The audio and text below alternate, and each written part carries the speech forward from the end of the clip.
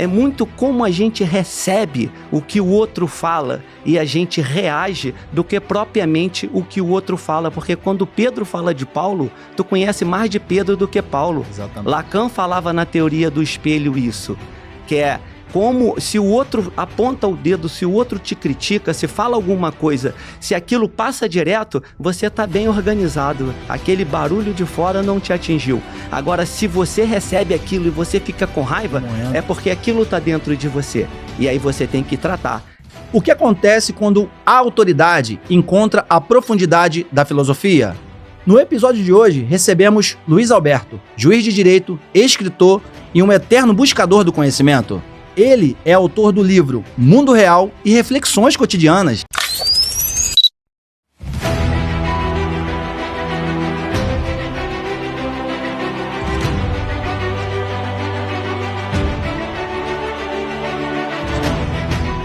Sejam todos muito bem-vindos para um episódio inédito, maravilhoso. Quem eu trouxe aqui?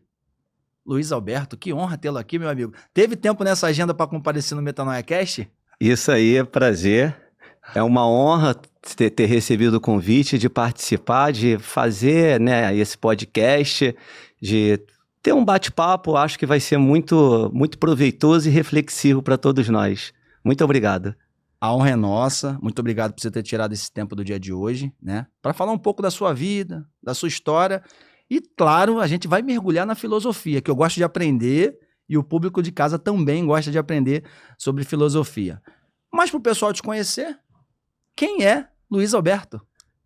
Na verdade, como você já falou, né? Eu sou um buscador do conhecimento. Até uma pergunta clássica, né, que Platão fez e quantos hoje saberiam responder? Quem sou eu? Quem sou eu de fato? As pessoas podem dizer, sou Luiz Alberto, sou juiz, sou casado com a Verônica, pai da Thaís e Vanessa, mas isso não é quem sou eu, né? Eu estou me qualificando ali, profissão, estado civil, que sou pai, mas não estou necessariamente falando quem sou eu em essência.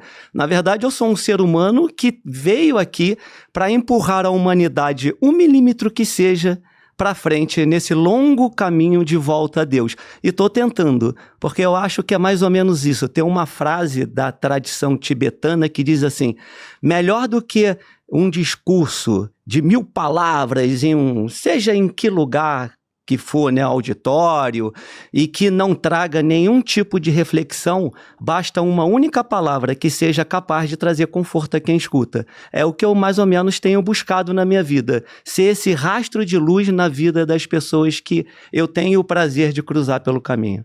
Ser um instrumento de Deus na Terra nos dias de hoje, que esse é um grande desafio, né?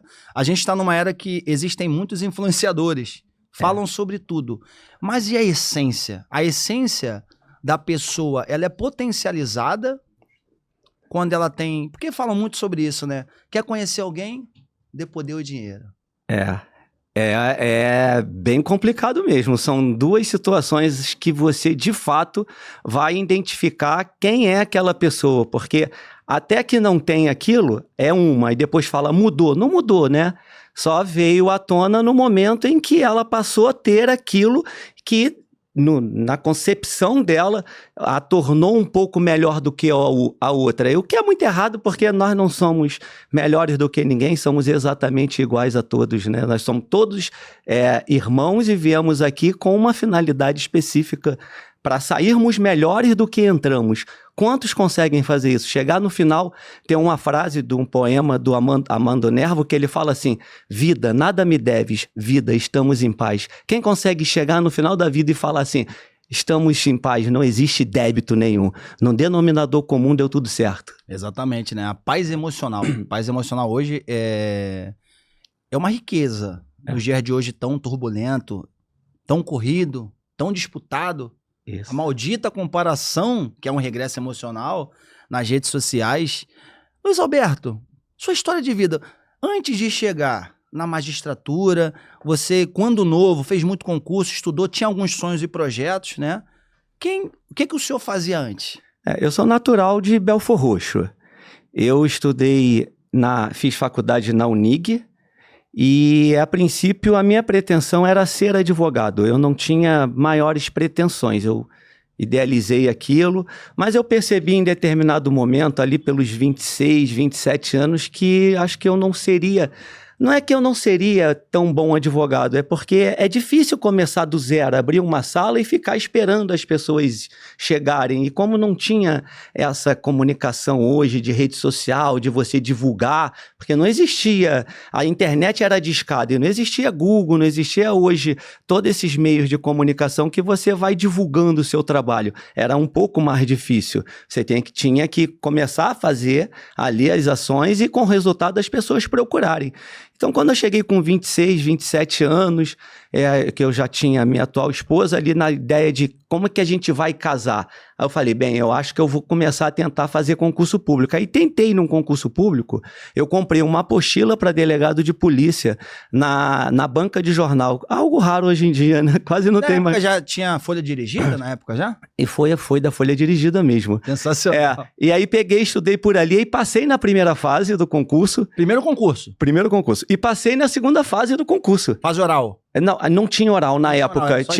A primeira era múltipla escolha e a segunda era escrita. Perfeito. Aí eu passei nas duas. E aí a terceira era psicotécnico e depois era o físico, ou inverso, era físico e depois era físico e depois psicotécnico. E como eu nunca tive a pretensão de ser policial, eu falei, acho que é melhor eu não ir. Porque se eu for, eu vou ter que assumir, porque seria pelo valor do salário, não pelo que eu tinha... Tu acha que não era o teu propósito de vida, talvez? Não era. Perfeito. Mas ali me fez ver que o bicho não era tão feio como se pintava. Aí eu entrei em um curso que eu só podia fazer aos sábados, de 10 às 4, 10 da manhã às 4 da tarde, lá em Vila Isabel, eu acho, o Glioche. E esse curso ele durou 10 meses. Ali eu peguei uma direção. Aí comecei a fazer os concursos ali por volta dos 28 anos, mais ou menos. Esse já assim, 28, 29, já um pouco, me achava um pouco mais preparado. E o que eu acho que o que foi positivo para mim foi que desde o primeiro eu não tirei notas baixas. Ministério Público, para promotor, tirei 46,5, quase tirei 50. E eram 50 questões. E aí, só que Ministério Público e Magistratura, diferente do que é hoje, todas eram discursivas. A primeira fase eram 20 questões, discursiva, a segunda era sentença, era outras coisas, entendeu? Hoje a primeira é múltipla escolha e depois que você vai para a discursiva. E aí eu comecei a passar para a segunda fase da defensoria, da magistratura, do MP. E eu acho que a qualquer momento vai acontecer. Estão me deixando sonhar, igual o pessoal fala assim. Aí em 2002 eu consegui passar na magistratura. Também estava ali, faltava pouquinho para passar no Ministério Público, mas aí eu não concluí, porque como eu passei na magistratura eu achei melhor. Mas eu acho que eu passaria também. Já estava na última fase, a fase oral. Eu vejo que o senhor tem hiperfoco, então. Hiperfoco ou... Boa pergunta. Existem pessoas que têm altas habilidades, né? E tem pessoas que, se ela repetir, ela também pode ter o sucesso. Tem uma dica pro pessoal que estuda também, quer galgar degraus maravilhosos? O que ele tem que fazer? Eu acho que é a repetição. Porque primeiro, o que acontece muitas das vezes é que a gente começa hoje já vendo o resultado que a gente quer buscar. E isso assusta. Porque ele está muito lá na frente. Então, a gente tem que fragmentar. A gente tem que dividir isso em etapas, porque a mente, automaticamente, ela vai gerar uma resistência. Vai falar, você não é capaz. E é isso. E nesse meio do caminho, a gente acaba paralisando, porque é algo que está muito lá na frente. Então, parece inalcançável. Sim. E hoje é. Mas aí, assim, decisão no plano mental, constância e perseverança no plano físico, você vai. Mas só que aí a pessoa, como ela vê algo muito distante, a nossa mente, ela não consegue manter a motivação quando o resultado ainda não está concreto, não está visível. Sim. Né? É assim, quando a persistência, ela bloqueia quando a recompensa, ela você não consegue ter a recompensa de imediato. Aí quando você fragmenta, porque assim, o córtex pré-frontal, ele tá sempre calculando aquilo que falta. É como você entra numa academia, você entra na academia hoje, você vê o peso, aí você, não, aquilo é muito pesado, e você não consegue pegar aquele peso. Mas se você continuar aí todos os dias, daqui a pouco aquele peso tá leve. E no estudo é isso, é você passo a passo. Eu pegava e eu não sabia nome de examinadores e nem achava que tinha que ser. Eu acho que esse foi o grande segredo, que eu não me preocupei tanto com o que eles pensavam. E aí, você... Cada vitória que você tem que identificar isso para tua mente. Olha, consegui terminar a faculdade, consegui fazer inscrição, consegui tirar uma nota boazinha, melhorzinha ali, ainda que não tenha passado. Pô, vou fazer outro concurso. Porque quando você vai vendo cada conquista dessa, cada passo que você vai dando, você vai dizendo para sua mente, é possível.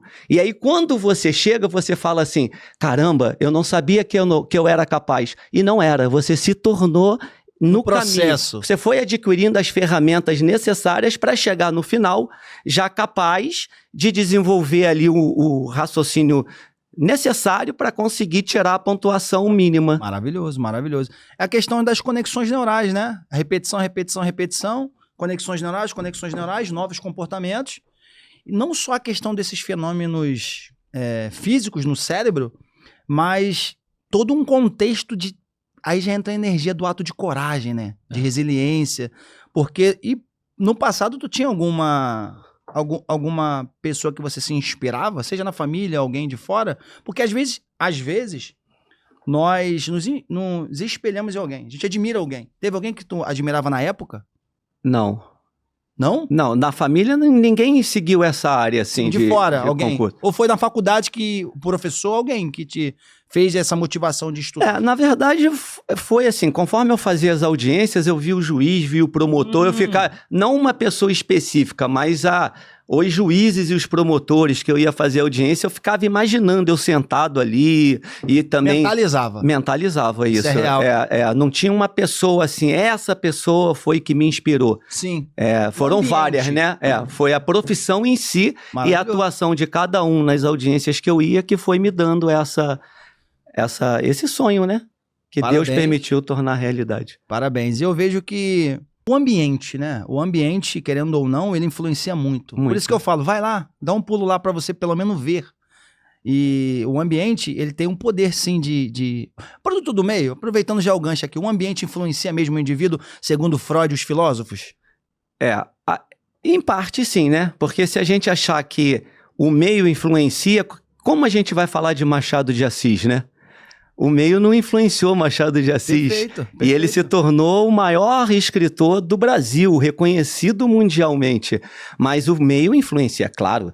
Claro que influencia. Se a gente tivesse nascido em um ambiente, e eu, graças a Deus, nasci em um ambiente que minha mãe e meu pai sempre, na medida do possível, estavam presentes ali. Meu pai separou, mas nunca deixou de dar assistência quando eu queria um livro, né? Apesar de todas as dificuldades, eles acreditaram. Então, isso foi importante para desenvolver.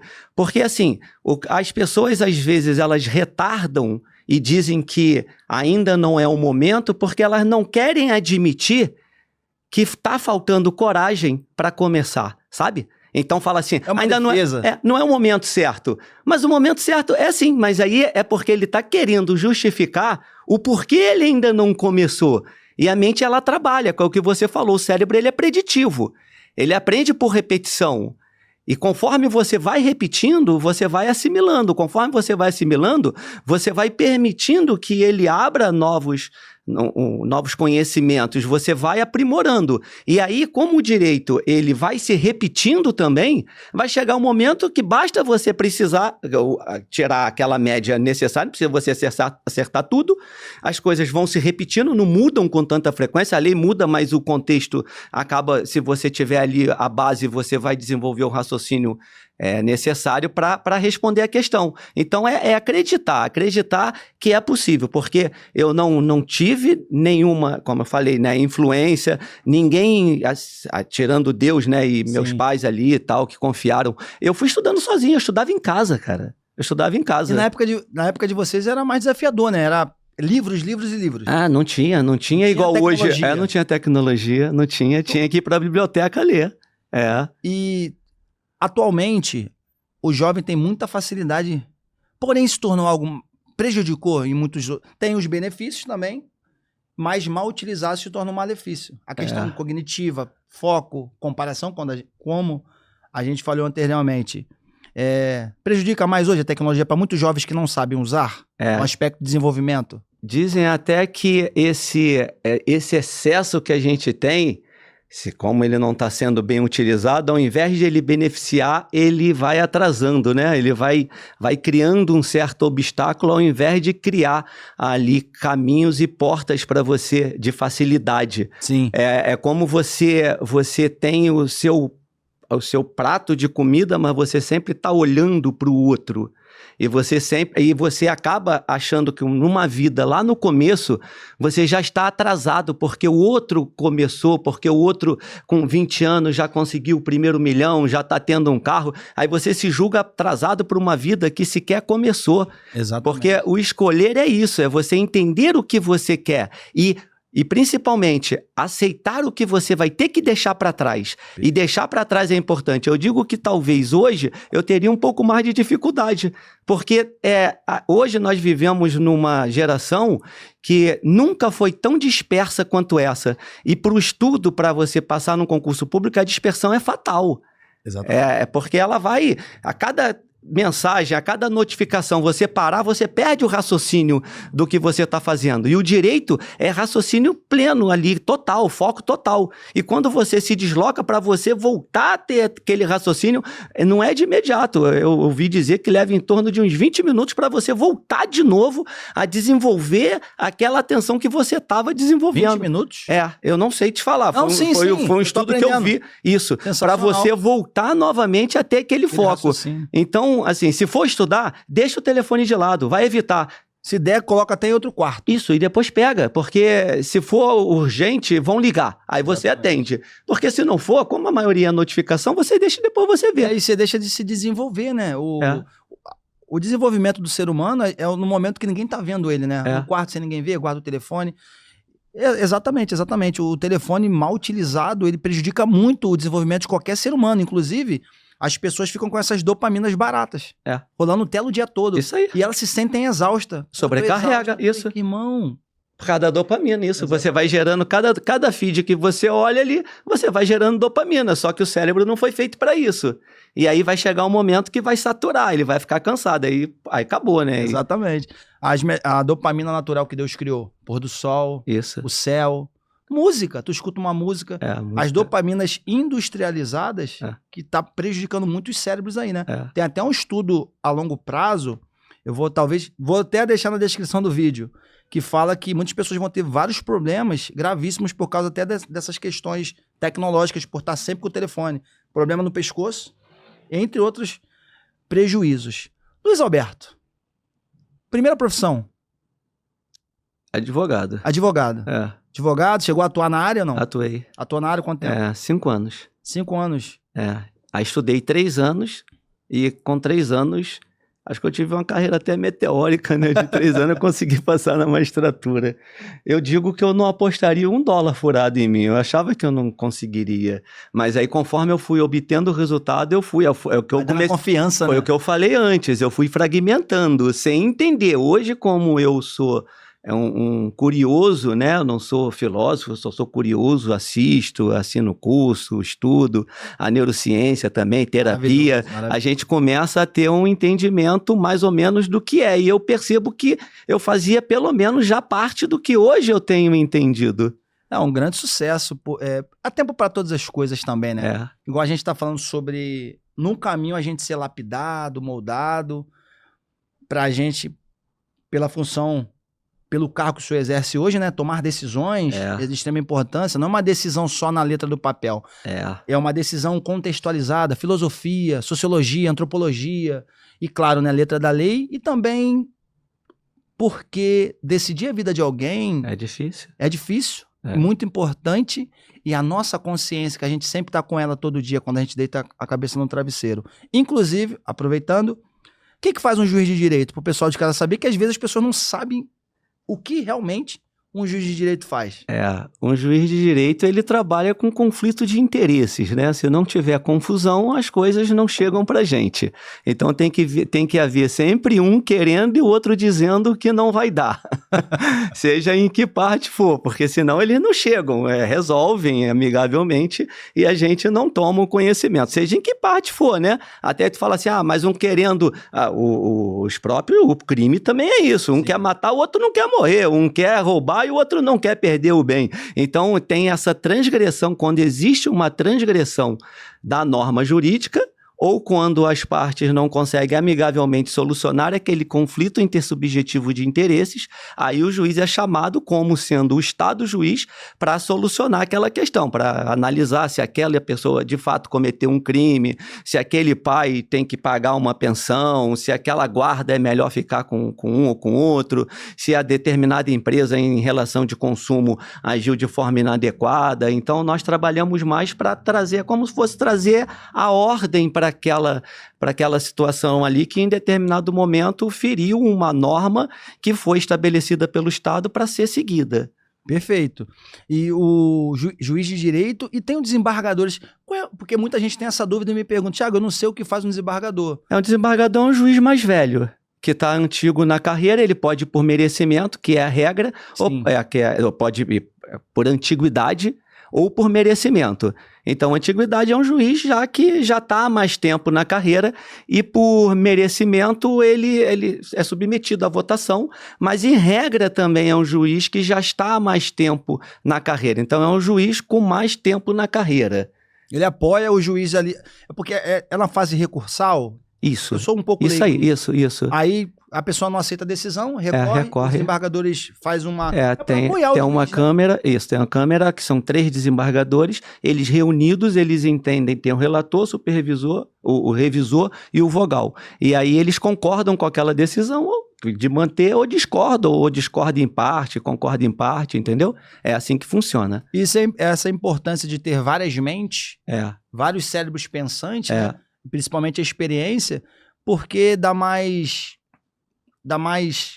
palavra, tá me faltando mais firmeza, né? Mais firmeza, mais clareza ali para a decisão, que você de fato teve a decisão justa. Agora também, só para fazer um adendo, existe a possibilidade prevista na Constituição, da qual eu não sou adepto, eu discordo, daquele que entra pelo 5º constitucional. E tem gente aí, vários, que fizeram vários concursos e não conseguiram passar, mas aí de repente é procurador de um município, ou é conhecido, aí acaba tendo ali um nome escolhido pelo governador, manda para... E aí esse entra pelo 5º constitucional, ou seja, não faz nada, não faz concurso ou faz e não passa. Sim. E aí ele já não entra como juiz, ele já vai pelo 5º como desembargador. Eu acho extremamente injusto. Aí a gente diz que não é juiz. A meritocracia, a questão das fases, igual todo mundo estuda. Não faz prova nenhuma. Não faz prova nenhuma? Nenhuma. Você, por exemplo, foi há pouco tempo procurador de Caxias, aí conhecia um ou outro, tal. Aí, como tinha um conhecimento, o nome foi indicado, ele era só advogado, não sei se fez concurso e não passou, não posso afirmar aqui, e chegou a desembargador, direto, já chega a desembargador direto. A gente diz que é juiz de mentirinha, né? Nós somos os juízes de verdade, eles são juízes de mentirinha. Tem essa brincadeira, né? Teve uma vez que tinham 2 juízas num elevador, e aí um desembargador que foi pelo 5º, entrou no elevador. Como elas estavam mais à vontade, falou assim, as senhoritas sabem que aqui é privativo de magistrado, de juízes, vocês são juízas? Ela, de direito, de verdade. Ou seja, ele teve que engolir. Somos juízes de verdade. Me desculpa quem, assim, é uma opinião, eu não concordo, claro, eu acho que todos teriam que ser, né? Todos teriam que ser mediante provas e títulos, aprovados em provas e títulos, e concurso público é muito difícil. É muito difícil. Essa forma... Corrido. Fica injusto, não tem a justiça. Já vai desembargador, não vai nem a juiz, tá? Já vai direto a desembargador. Fica acima já nesse nome. Acima. Não é a questão da hierarquia. Não, já chega como desembargador. Pessoal, eu sei que o episódio está muito bacana, mas eu não posso deixar de citar o nosso patrocinador. Aproves Benefícios, proteção veicular de qualidade. E olha só, ele cobre furto, roubo, colisão, fenômenos da natureza. Exatamente, o fenômeno da natureza também é um diferencial. E quais são os benefícios a mais? Oficina própria. Exatamente. A Provis Benefícios tem oficina própria. E claro, eu não posso deixar de mencionar os descontos. Você abastece todo dia, não abastece? Tem desconto na hora que você abastecer o seu carro. E claro, você quer passear de balão, jet ski, descontos em farmácias e também universidade? É diferente, não é diferente? É muito benefício. Então, se você quer saber mais, só você apontar o seu celular nesse QR Code que aparece na sua tela. E claro que eu vou deixar tudo na descrição do vídeo. E agora, continue assistindo esse episódio sensacional.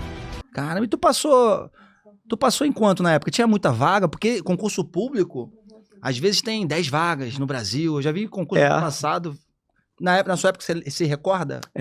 A magistratura, o Ministério Público, a regra, eles abrem em média 50 vagas, mas não preenche não.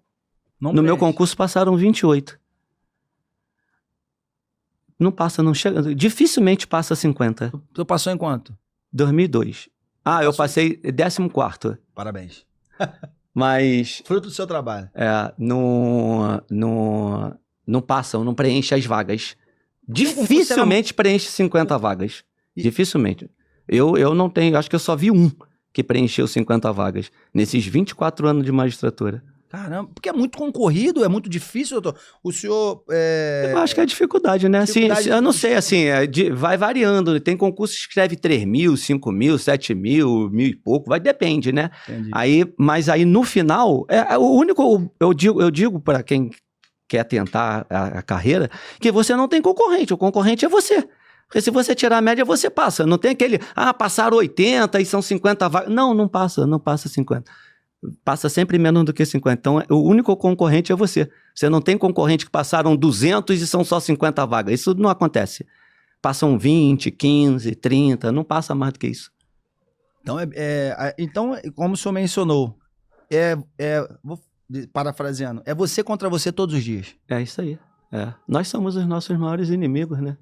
Nós lutamos contra nós mesmos. Por isso que a gente vê essa sociedade muito aí desequilibrada emocionalmente. Eu acho que nunca na história a gente teve tão próximo ao abismo emocional do que atualmente, né? Exatamente. E a gente se preocupa muito. Ontem eu falei isso lá na audiência. Eu uso um pouco a minha filosofia nas audiências que eu faço em Japeri. A audiência aí, basicamente de família lá. E aí eu falei, a mulher falando, mas ele falou isso, não sei o que, ele agressou. Eu falei, deixa eu te falar uma coisa, eu vou falar aqui biblicamente.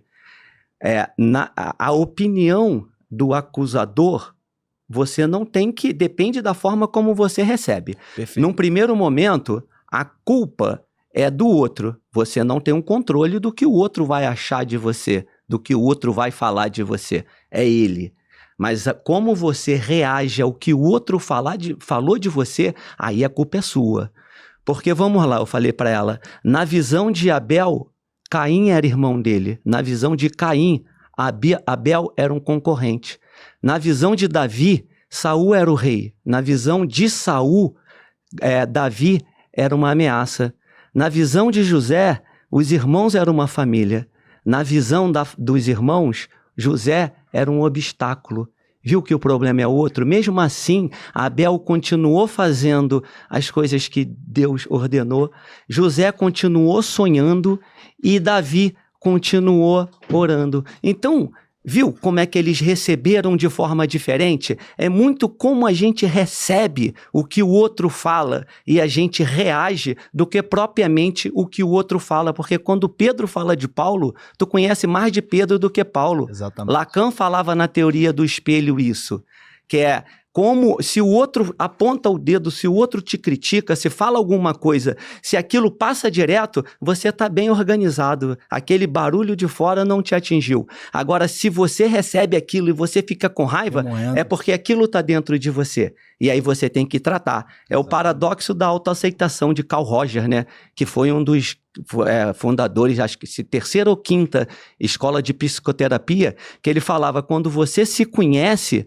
você começa a ver que antes de se conhecer, você acha que o invejoso é o outro, o agressivo é o outro, seja o que for, você sempre atribui ao outro, né? O tóxico é o outro. Aí tudo quando você começa a se conhecer, você, eu tenho projetando o que eu sou. Eu tenho participação em tudo isso, aquele relacionamento tal, daquele cara abusivo, daquela mulher ciumenta. Pô, eu participei de tudo isso, seja por ação ou por omissão, eu estava lá. Sim. E eu vivi aquilo. E aí muitos param ali porque se culpam. Aí quando você passa para autoaceitação, você deixa de canalizar energia naquilo que estava inutilmente. Exatamente. E você passa a canalizar em coisas mais úteis, que você fala, caramba, eu identifiquei. Aí você tira do teu inconsciente e traz para o teu consciente, quando você nomina, você foca. Eu não posso fazer isso, eu tenho que melhorar. E aí você começa a melhorar, porque senão você fala assim, se eu não tenho a vida que eu quero, eu não aceito a vida que eu tenho.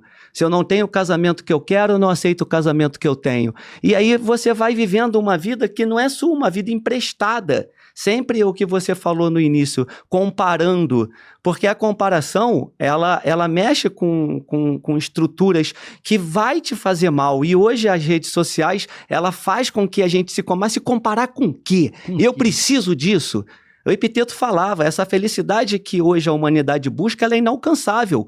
Por quê? Porque a gente não tem a compreensão exata das nossas necessidades e interpretamos mal os nossos prazeres.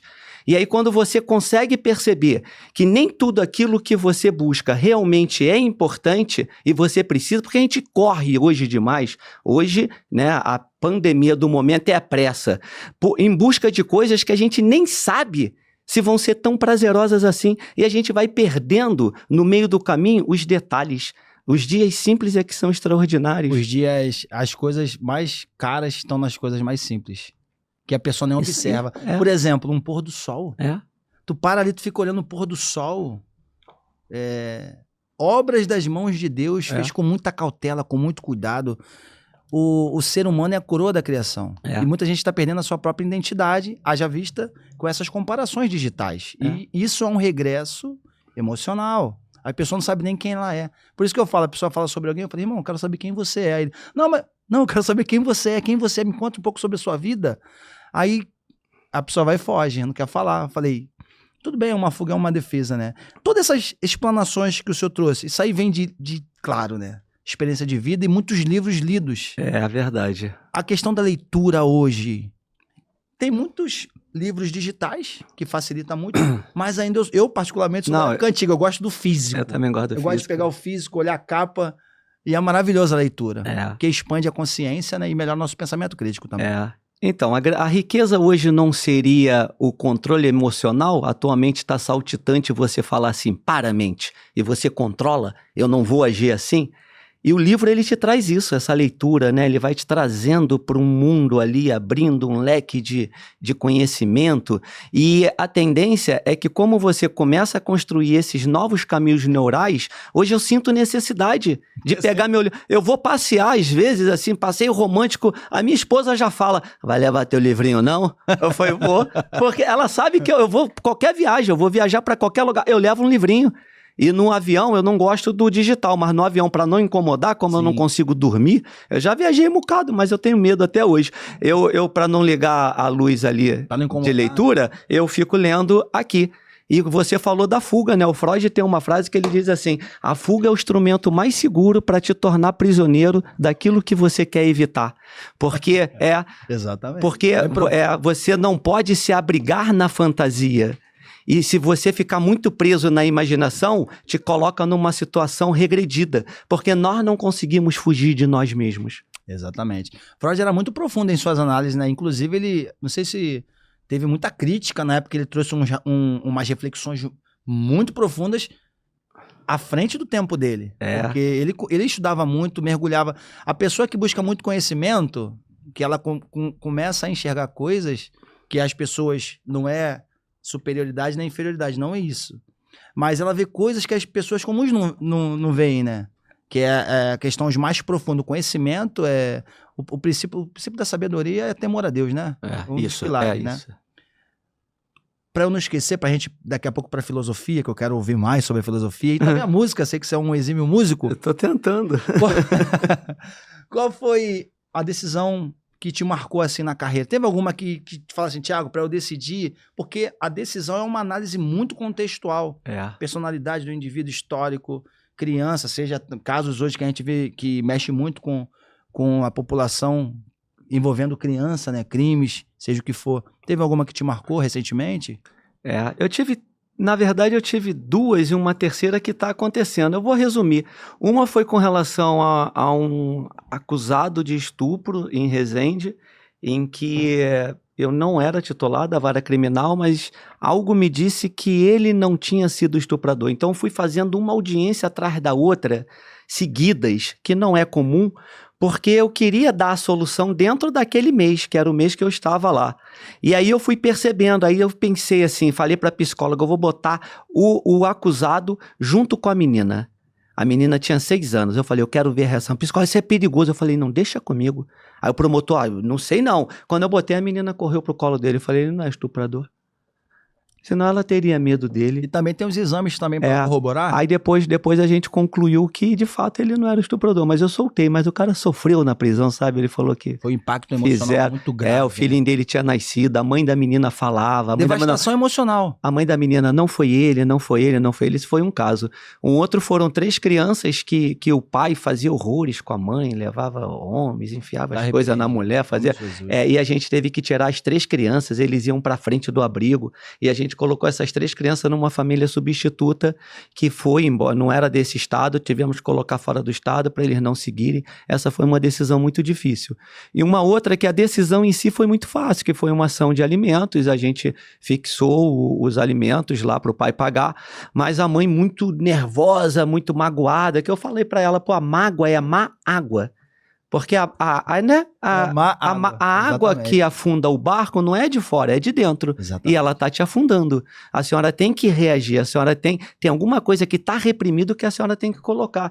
E aí ela falando com a menina, levou a filha de 13 anos, e a menina muito tímida e chorando, e ela gritando, fala que ele não te hackeou. Eu falei, calma senhora, não precisa. A menina já tá abalada, ela faz tratamento psicológico, faz. Eu falei, já vou dar o diagnóstico, não vai ter resultado. Exatamente. Porque se continuar desse jeito... E aí eles foram embora. Aí, isso aconteceu ontem, bem recente mesmo. Isso aconteceu, não o fato aconteceu um mês atrás. Ontem que eu falei pro pessoal, eu tinha falado lá pro secretário, liga para essa mãe e pede para ela vir aqui na primeira quinta-feira de maio, ela sozinha que eu quero conversar com ela, não é audiência. Falei, ela não vai vir, ela foi. Ela foi, eu sentei, conversei com ela meia hora, ela chorou.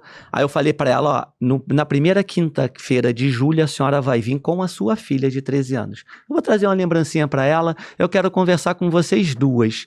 Se não quiser vir, não precisa, porque não tem nada a ver com ordem judicial. Sim. É só, eu tô pedindo, se você quiser vir. Ela falou, não, vou vir sim, porque eu tô gostando. Aí nessas horas eu me sinto realmente... É algo que não tem preço. Não tem preço. Ali eu tô sendo humano e tô sendo, na essência da palavra, tô levando ali um conforto para aquela família e eu acho que essa é uma atividade judicante Exatamente. Que me enobrece, né? Enobrece como ser humano. Ser humano, né? Não é holofote porque sim. É em Japeri e tal, só tô falando para você agora e falei só para minhas filhas e para minha esposa, porque aquilo ali me fez muito bem.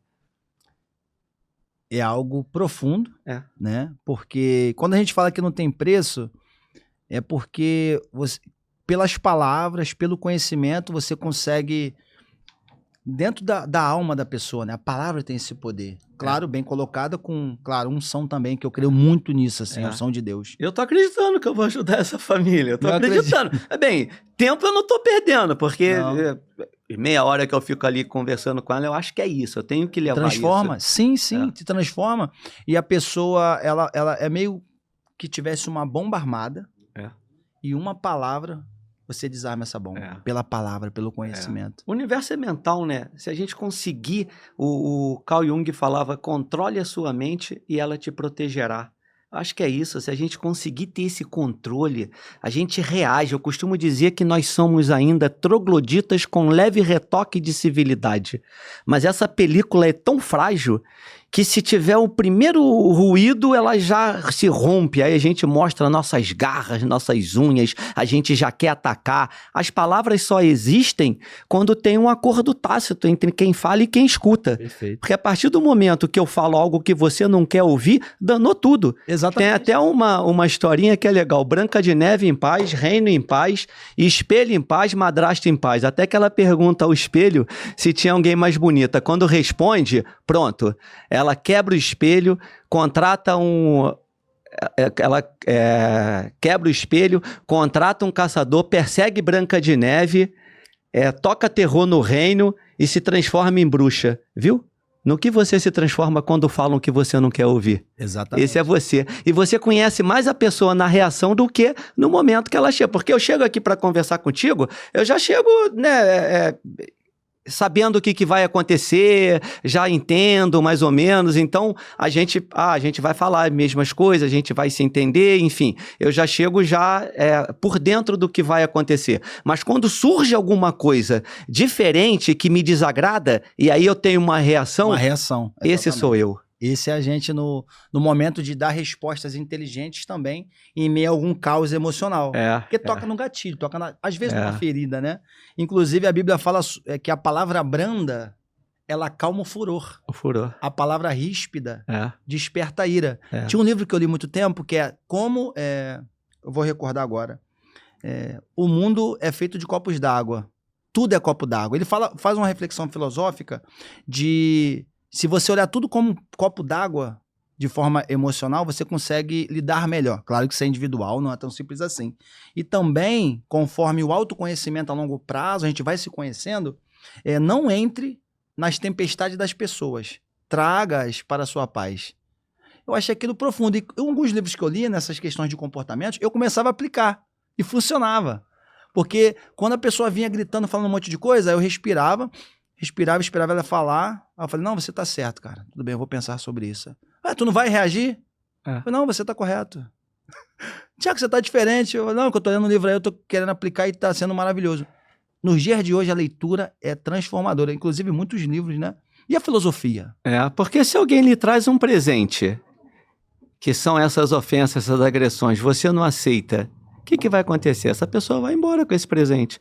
Então você não tem que aceitar, porque das duas uma, ou é aquilo, sim, e você tem que entender ali, ou não tem nada a ver contigo. Então, para que você vai receber? É como se ela tivesse a chave do teu humor. Ela decidisse como você vai ficar o seu dia, as suas semanas, os seus meses diante daquilo. Então, como ela tem a chave, ela vai sempre te provocar.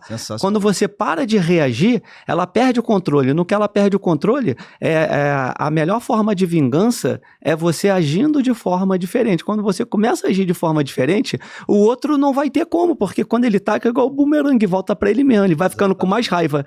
Até ele falar assim, não adianta. Isso não é...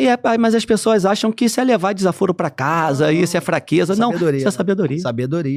Sabedoria. Eu comecei no passado não, às vezes eu li muito, os comportamentos de Cristo.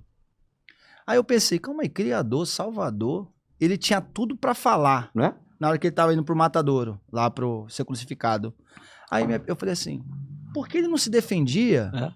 Sabia tanta coisa. Cristo, eu até repito isso nos podcasts, ele sabia de tudo, mas vivia como se não soubesse nada. De nada. Se fez pequeno para fazer os pequenos grandes.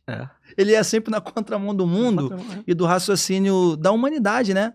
Muitos esperavam que ele chegaria, se fosse nos dias atuais. Cristo está vindo aí, Cristo está vindo aí. O pessoal esperaria Cristo com uma Ferrari, um Porsche, helicóptero. Ele entrou como? Ele entrou em cima de um animalzinho. Então, os comportamentos de Cristo, claro, né? É muito maravilhoso e inspirador, porque a gente traz essas reflexões. O maior de todos os filósofos, né, e neurocientistas é ele. Ele sabia quem ele era. Quando você sabe quem você é... Acabou. Tudo bem, irmão. Vou orar. O poder que você tem é esse. Exatamente. Fazer essa viagem para dentro, né? E entender quem você é. Porque, assim, hoje eu acho que algo muito difícil é a gente conseguir amadurecer. Como amadurecer sem perder a identidade de verdade, a sua própria identidade, né? Como amadurecer sem ficar embotado, sem sucumbir ao tédio da rotina com que nos enrolamos feito um cobertor em que cobrimos nossas dores, nossas angústias e nossos maravilhamentos.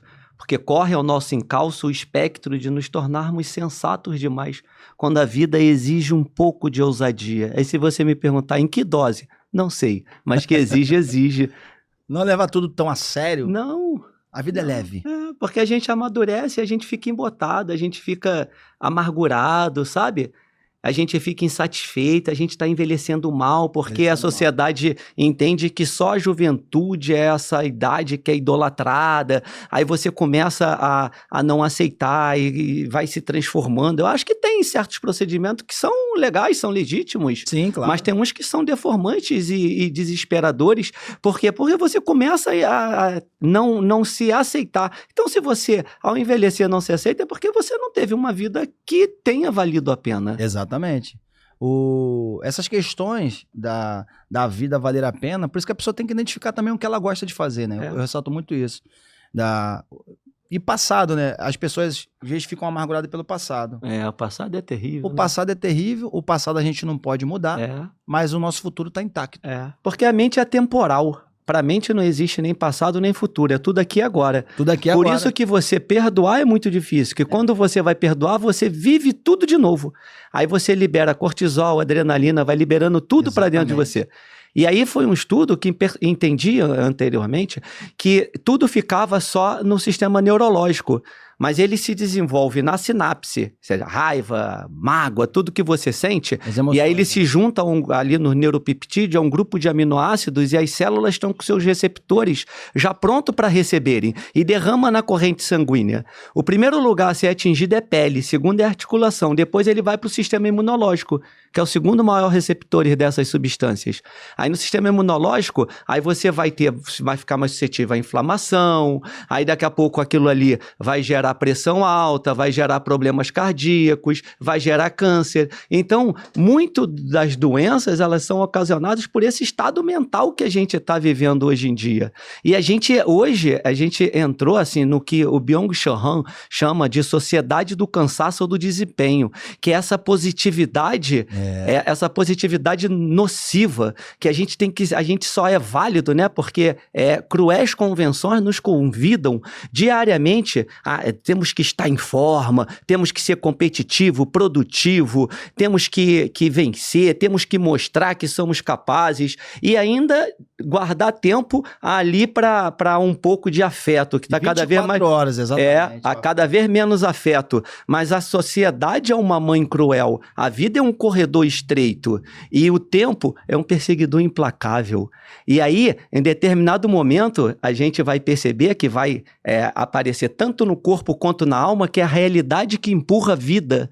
Esse rio, né? A realidade é um rio que empurra a vida, né? Então, assim, a vida é um rio que corre.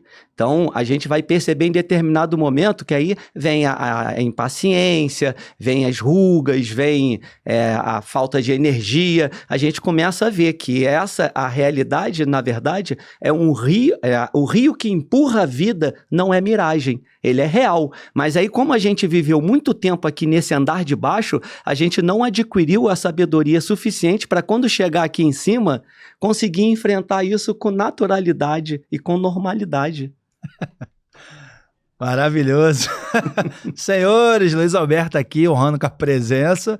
Hoje eu só tô para aprender, ouvir e, claro, né, registrar esse legado, que é o propósito do canal, abençoar pessoas e transformar vidas através do conhecimento. Luiz Alberto, a filosofia entrou na sua vida como?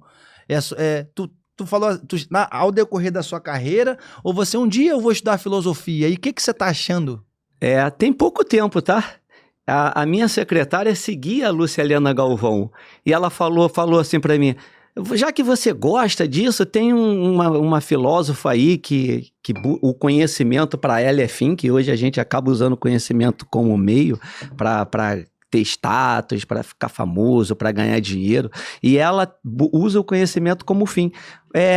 começa a segui-la. Eu comecei a seguir. Aí é gratuito. Quem entrar no YouTube tem vários vídeos, mas tem que ter vontade de aprender, porque os vídeos delas, em regra, é mais do que 40 minutos, 50 minutos, 1 hora. Ela vai dando vários temas. Eu fui assistindo, já assisti bastante.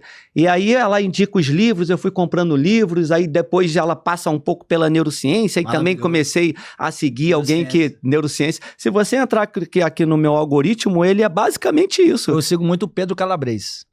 Sensacional. Não conheço. Sensacional. Pedro Calabrese, então já vou deixar. Depois eu vou mandar. Pedro aí tem uma neurocientista também, Isabela Martina, que eu assinei um curso dela, aí que fala de neurociência de forma bem simples, sem ficar dando muito nome. Ela fala, pô, tem esse nome aqui porque eu tenho que falar, mas eu não gosto muito de falar. Córtex pré-frontal. Córtex pré-frontal, amígdala, giro singular. Sistema límbico. Sistema límbico. Emoções, maravilhoso. Corte singular do anterior. Aí, quer dizer, tem essas nominações, né? Hipocampo, hipotálamo, emoção.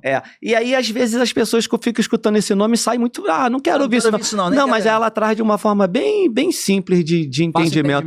Isso. Então, tem mais ou menos isso que eu comecei a gostar da filosofia. Eu acho que não tem 3 anos.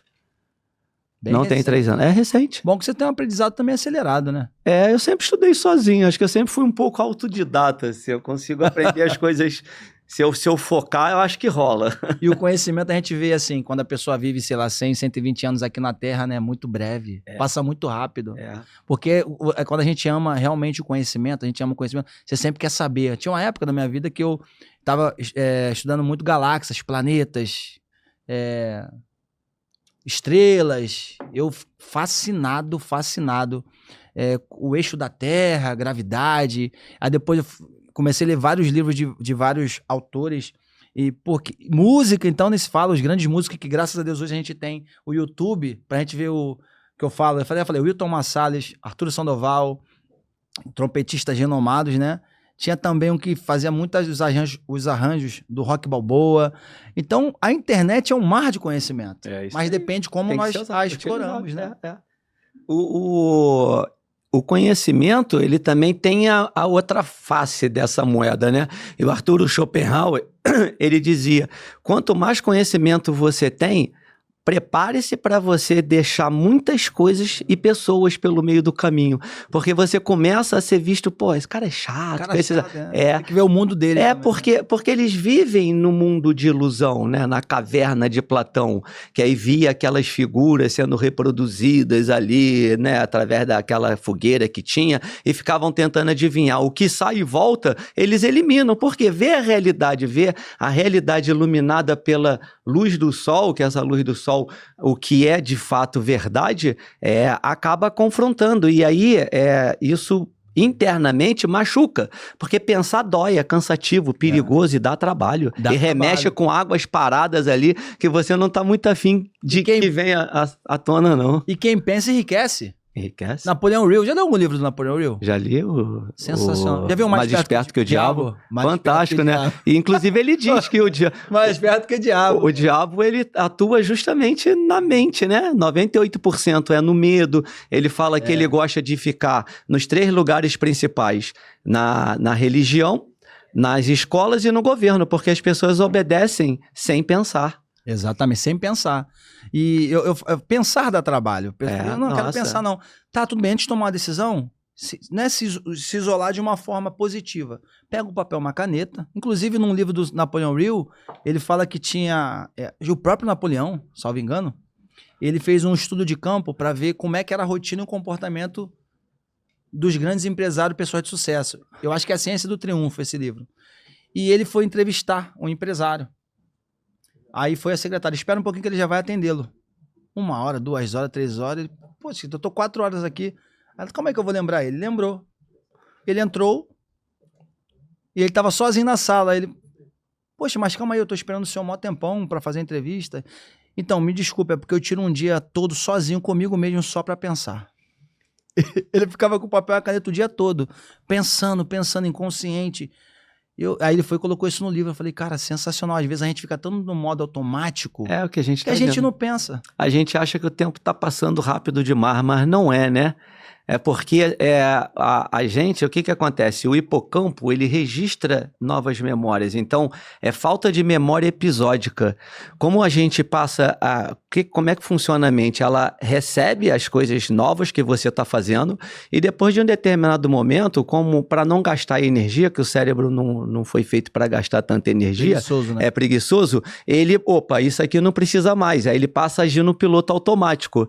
Mas como a gente fica vivendo 24 horas por dia nesse piloto automático, você não tem essas memórias episódicas. Aí como você não tem, você tem a sensação de que o tempo está passando rápido, mas não tá. São essas memórias que você não produz. Tanto que quando você vai viajar, vai para um lugar mais deserto, assim, mais calmo, você fala assim, caramba, já fiz tanta coisa, ainda é esse horário. Por quê? Porque são coisas novas que você está assimilando. E costuma, né? Uma rotina costuma. E sobre... Pra não esquecer que o episódio tá bem... Pessoal, episódio maravilhoso, hein? Episódio maravilhoso, a gente aprende todo dia. Luiz Alberto, um gênio. A palavra é gênio. Nada. O seu livro? O seu livro tá no Amazon... Como é que tá na Amazon. Acho que tem na Shopee também. Eu lancei já tem um tempo. Eu não sei nem se tem muitos disponíveis para serem vendidos. Digitais não tem ainda? Digital tem um outro, que é o Por Trás de Tudo.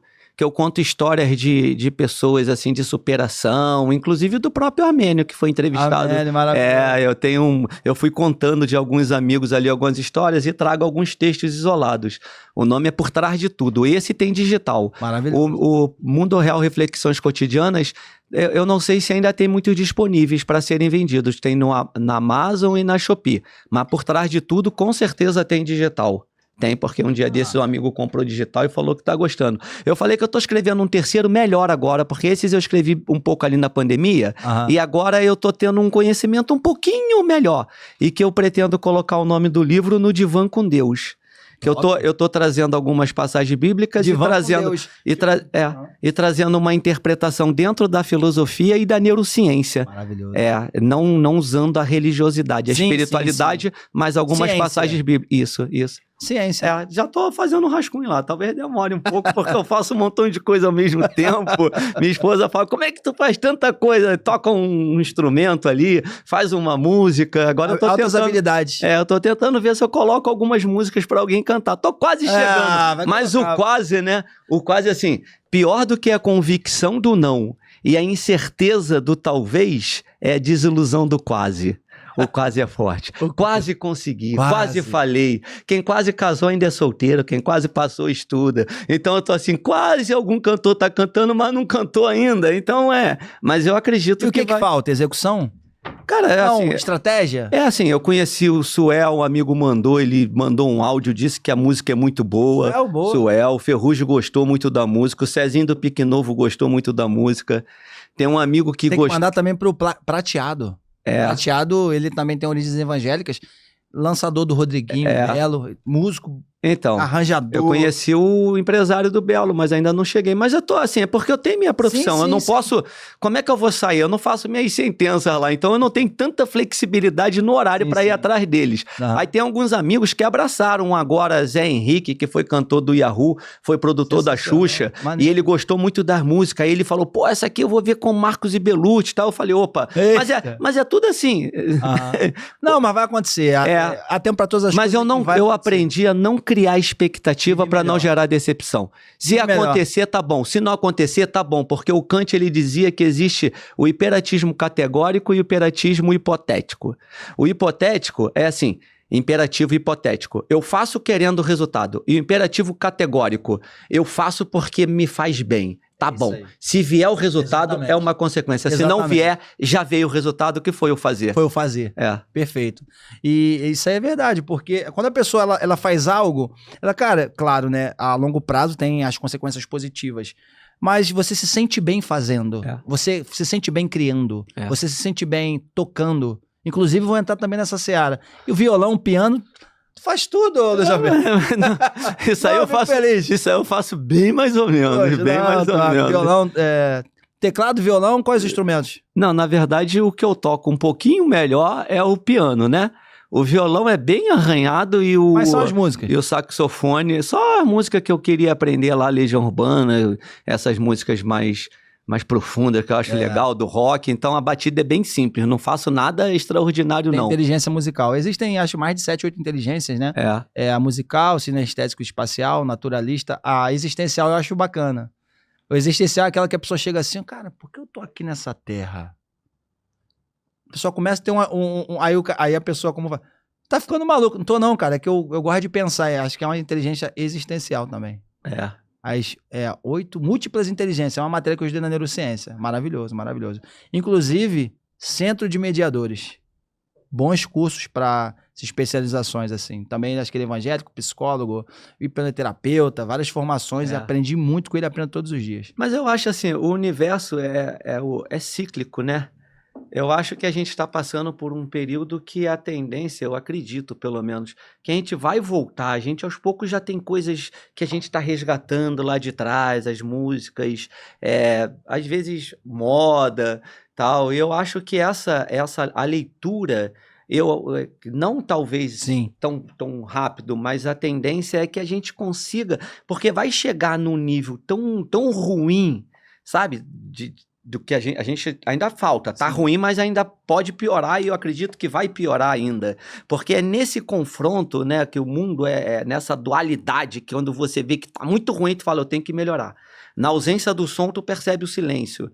Do preto, tu percebe o branco. Então, assim, quando você tem esse confronto, assim, muito nítido, por exemplo, tá muito ruim, aí a gente vai falar, pô, não dá mais para ficar desse jeito. Aí a gente começa lentamente a melhorar. Eu acredito que a gente vai passar por isso. Não sei se estaremos aqui para ver, mas eu acredito muito que isso vai vir, porque a gente está vivendo nesse mundo, eu acredito, de prova e expiação, para a gente passar para o mundo de regeneração.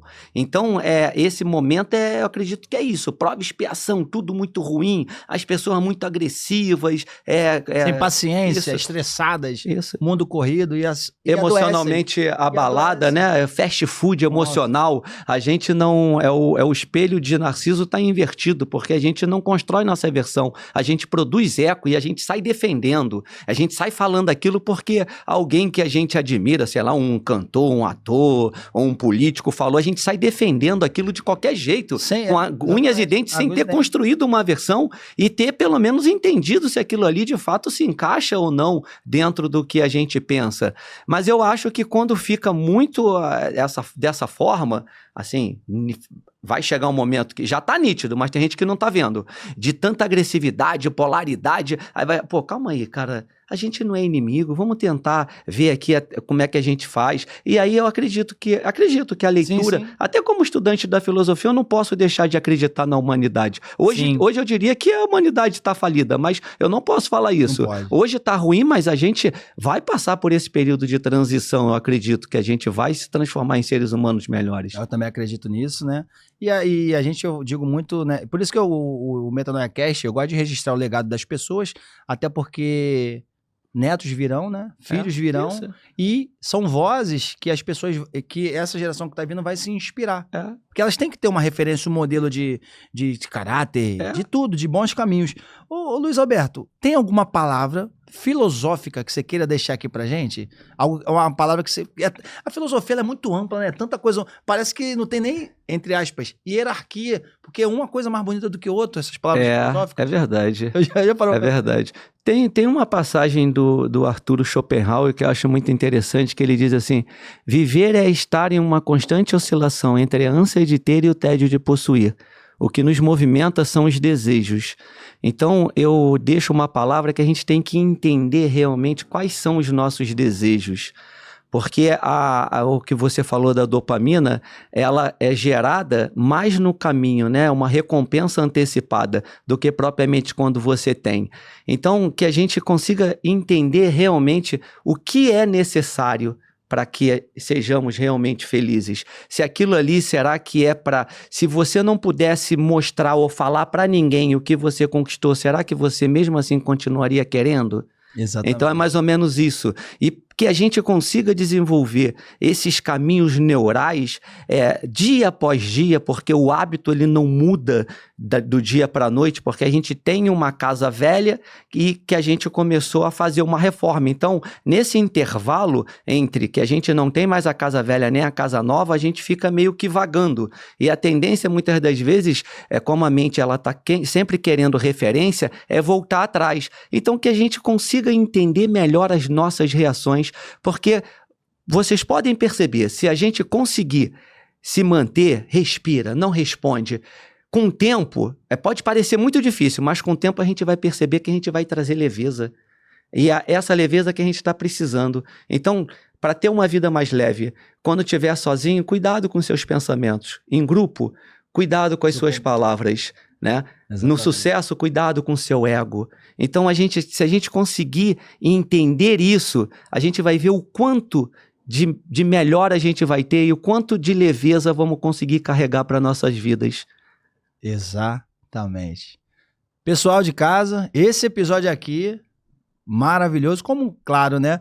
Nossos convidados tiram o tempo para abençoar a sua vida através do conhecimento, filosofia, área jurídica, tirar dúvidas, né? E claro, né? Falar sobre emoções. As pessoas estão adoecendo, né? A falta de interação social. A pandemia, igual tu falou, quando falta o sol, essa dualidade. Na pandemia, a pessoa ficou com muita falta de um abraço.